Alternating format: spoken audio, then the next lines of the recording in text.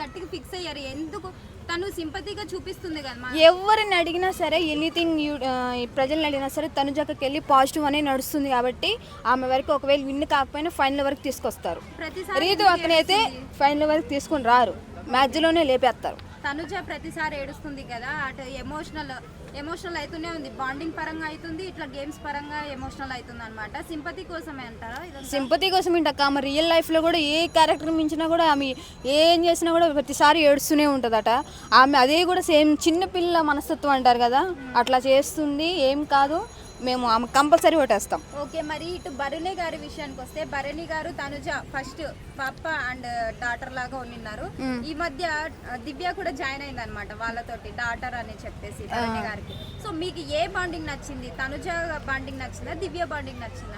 తనుజ యొక్క బాండింగ్ నచ్చింది. మరి ఆ భరణి గారు ఎందుకు చేస్తున్నారంటే, మాకు ఒక డాడీ ఉన్నారని చెప్పి అంటే ఆ ఫీలింగ్ పంచుకోవడానికి కానీ ఏదైనా చెప్పుకోవడానికి కానీ ఒక ఉండాలి కాబట్టి ఆమె అలా చేస్తుంది అనిపిస్తుంది. ఓకే, ఫాదర్ అనేది మంచిదే కాబట్టి లవర్ అనికన్నా ఫాదర్ బెస్ట్ కదక్క, అట్లా చేసుకోవడం బెస్ట్. కానీ బిగ్ బాస్ అనేది బయట ఆడియన్స్కి ఎంటర్టైన్మెంట్ చేయాలి కానీ వాళ్ళందరికీ లోపలికి వెళ్ళి బాండింగ్ పెంచుకోవడం కాదు కదా.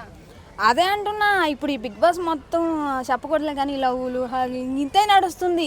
ఒక చిన్న పిల్లలు చూస్తున్నారా, 2 రాష్ట్రాల ప్రజలు చూస్తున్నారా అని ఏం ఆలోచన లేక పోయినామా, తిన్నామా, ఆడుకున్నామా, పట్టుకున్నామా, అయిపోయిందా కథ ఇంతే. దయచేసి నాగార్జున సార్ నిజం చెబుతున్నా, ఫస్ట్ ఉన్నది చెప్తున్నా, తిండి తాడగా బెడ్ తాడగా అన్నీ దండగాయి. దయచేసి ఎవరు బాగుపడుతున్న వాళ్ళ నుంచి మిగతా వాళ్ళు మళ్ళీ వేరే వాళ్ళని కూడా వద్దు, ఉన్నోళ్ళు ఆడిపించి ఫైనల్ చేసి విన్ చేయండి, లేని వాళ్ళు పెట్టకండి. ఓకేనా? Thank you so much big boss. Okay, thank you.